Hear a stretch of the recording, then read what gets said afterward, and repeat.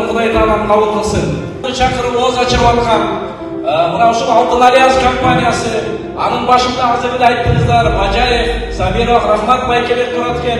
Мына ушул адамдар бардыгыбызды чакырып, ушул орозонун ичинде сиздер менен бир жакшылап бир баарлашып, ооз ачырып, ифтарлык келип, бир батаңыздарды алайын деп чакырып аткан экен. Кудай Таала мына ушул компаниянын иштерине ийгилик берсин, жакшылыктар көп болсун элибизде, журтубузда, Талас жергесинде айрыкча.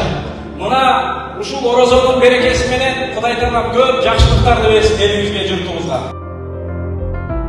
Жерби Алтын Альянс компаниясынын башчысы Муса Бажаев жана Сабир Нарымбековдун элдин башын кошуп Куттубайда ифтар кылды. Ошо канчалык элдин оозун ачырып ошолорго ифтар кылып кайыр-эксан кылса, ошонун Аллах Таала үй бүлөсүнө баардык рызкысына береке берет экен.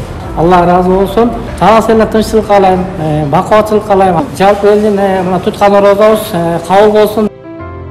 Алтын Альянс компаниясы ушунча элди чакырып, элдин оозун ачырып, элдин батасын алып атат. Ушул бата тилектердин баардыгы кабыл болсун. Мен өзүм атыман дагы ушул компанияга ыраазычылыгымды билдирем.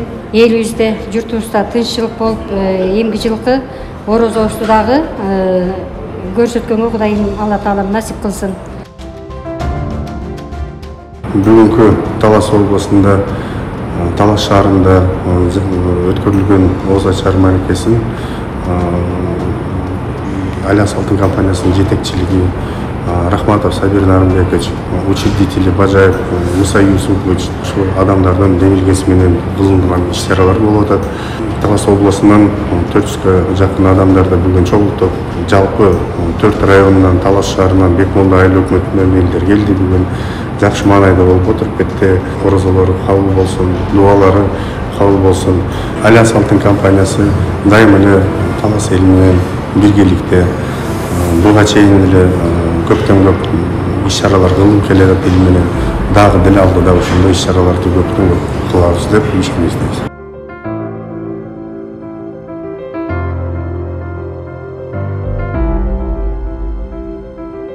Çaman esen kılgının, dilegen tilek maksatlarına жеткизгени, çölden soğulu uzun ömür vergeni. Ve sallallahu teala ala